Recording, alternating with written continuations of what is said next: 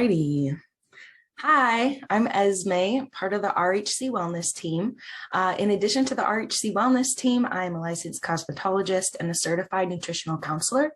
And I'm going to go through a couple of these tools and resources with you guys. So I'm going to go ahead and share my screen. The first tool that we're going to cover is the RHC Mindful Eating Planner. You guys just got done watching the webinar, learning the basics of mindful eating. Now you need to apply it to real life. So we're going to go ahead and download that. I've got it already pulled up here in PDF form. And we'll go through this. So the first section is a meal planner, food and mood tracker. Use this page to write down a meal plan, something that we can help you create, something that we can help you create through Living Plate RX. You can create yourself. Or this is something that also can be used just to track what you're eating, which can give you some really good insight on what is causing some of the feelings that you might be experiencing. This is just a shopping list. Writing down groceries before you go to the grocery store really saves you a lot of money, a lot of time, and a lot of stress. So I definitely encourage using that. This is the food and mood tracker, also a little water tracker here.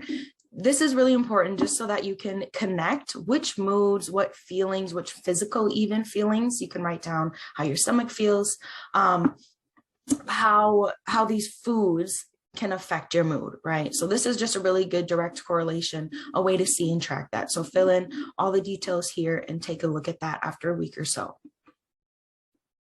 Next is daily reflection pages and an affirmation sheet. Take some time each day. I don't know if you journal, use some prompts. Any writing at the end of the day is always a really good idea. A great reflection tool is using this little page here. So just write down any physical activity, overall mood, quality of sleep, cravings, and things like that. Any takeaways. That one is going to be really useful. Sorry, I'm going to go back here.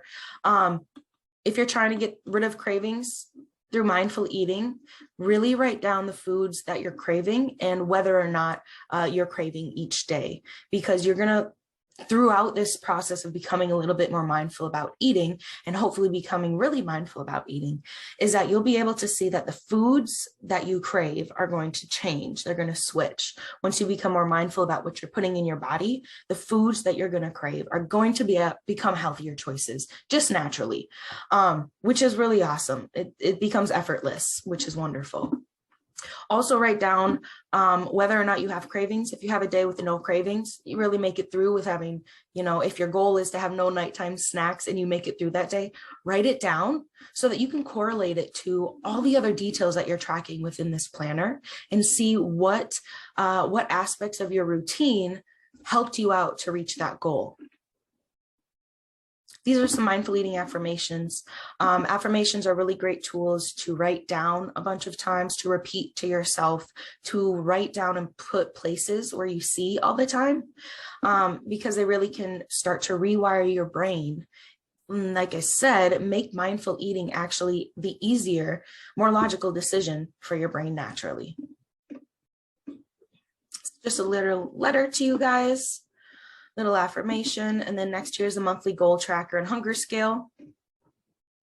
Use this, maybe put in some SMART goals here, some SMART action steps. Make sure you're utilizing that tool that you guys got in the mindful eating workbook so that you can really make sure that you are writing down attainable goals as well as the ways that you're going to reach them.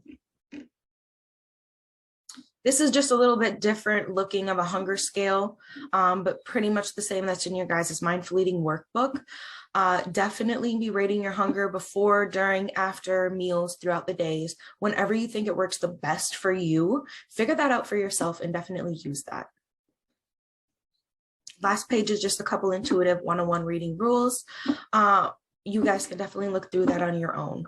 But that kind of sums up the mindful eating planner. If you guys have any questions, definitely feel free to email us at rhcteam@rhcliving.com. And thank you for sticking with me, you guys. We'll see you in the next resource.